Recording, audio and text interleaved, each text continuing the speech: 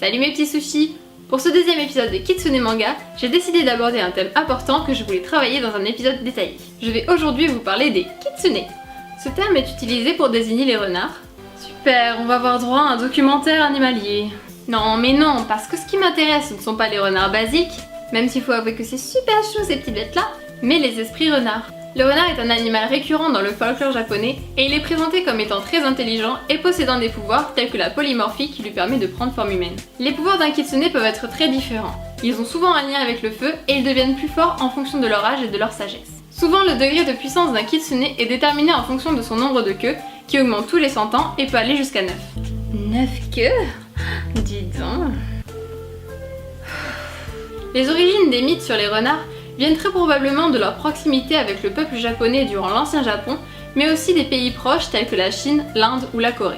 Seulement, les Japonais considèrent les kitsune comme des esprits bienfaiteurs, et bien souvent, leurs attributs négatifs viennent des pays étrangers et les positifs du Japon. Et on peut connaître l'étymologie de ton mot bizarre?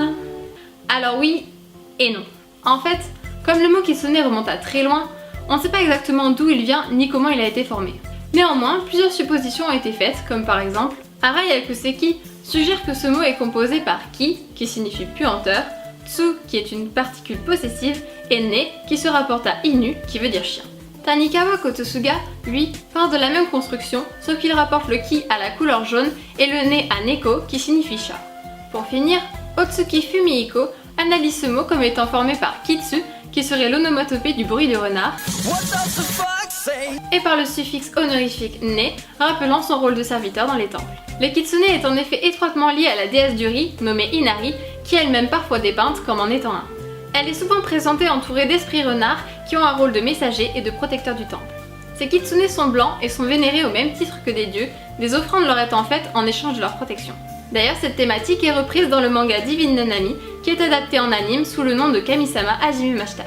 Nanami, après s'être fait virer de chez elle à cause des dettes de son père qui est parti en lui laissant toutes ses galères sur les bras, rencontre un étrange personnage qui lui propose de lui offrir sa maison.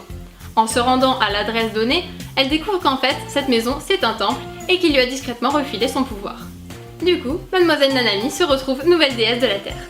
Et dans ce temple, il y a deux petits esprits et un kitsune. Tomoe. Oui, voilà. Et on peut voir dans ce manga que le charmant kitsune, dont je vous avais brièvement parlé dans la première vidéo d'héros narratifs, a les caractéristiques d'un kitsune d'Inari. Il est blanc.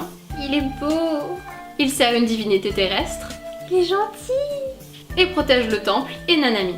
Il est fort. Tu vas la boucler, oui. Bref, ce n'est pas le seul manga à faire allusion à Inari. On a dans Blue Exorcist une allusion très explicite à cette divinité grâce aux deux kitsune d'Izumo. Yuke et Mike sont en effet deux esprits d'Inari, ils sont les protecteurs de la personne qui les invoque et ils sont blancs.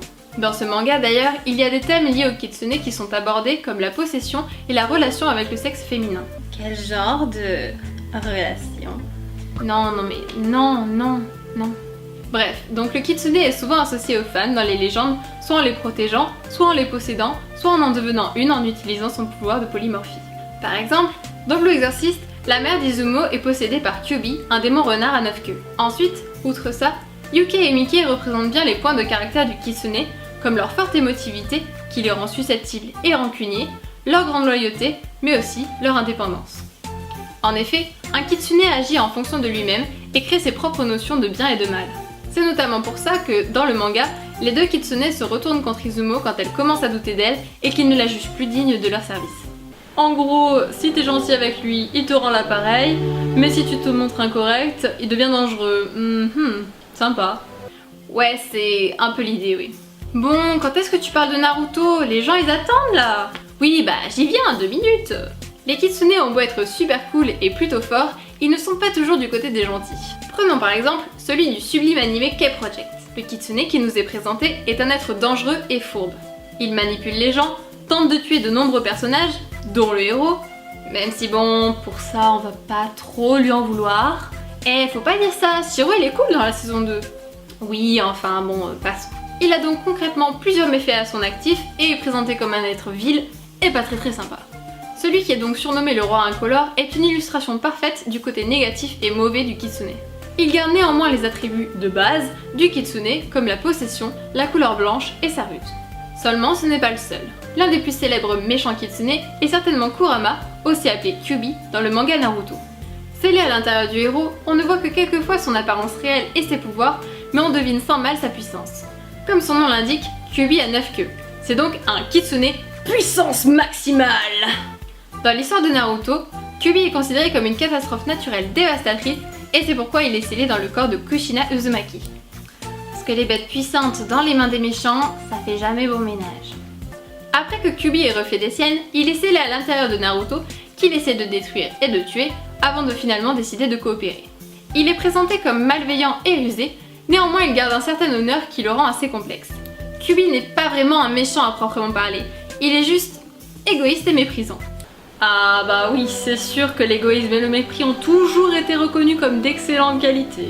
Non mais, par là j'entends que il ne fait pas le mal pour faire le mal. Un peu à la manière de Mickey et Yuke, il fait ce qu'il veut, quand il veut, sans se préoccuper du reste. Mais en soi, il n'est pas si méchant que ça.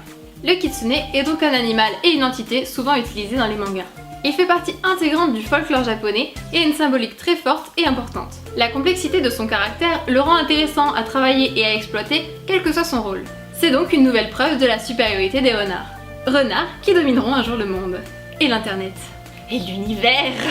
Je crois qu'on l'a perdu. Ah bah oui là...